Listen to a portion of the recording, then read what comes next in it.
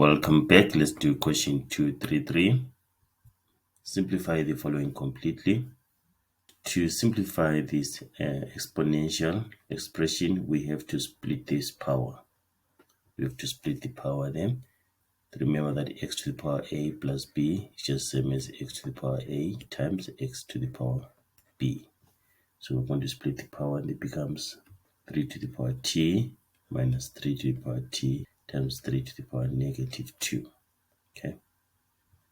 And then over 2 times 3 to the power t minus 3 to the power t.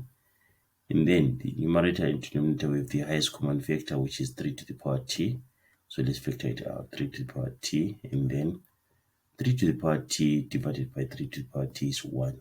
Negative 3 to the power t times 3 to the power negative 2 divided by 3 to the power t, we get negative 3 to the power negative 2. And then again here, the denominator with the highest common factor, which is 3 to the power t. And then this term divided by 3 to the power t, you remain with 2.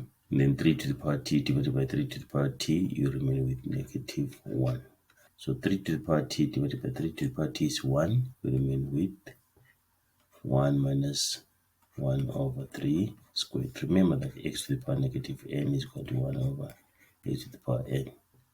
Then over 2 minus 1 is 1. So basically we're remaining with 1 minus 1 over 9, which is 8 over 9.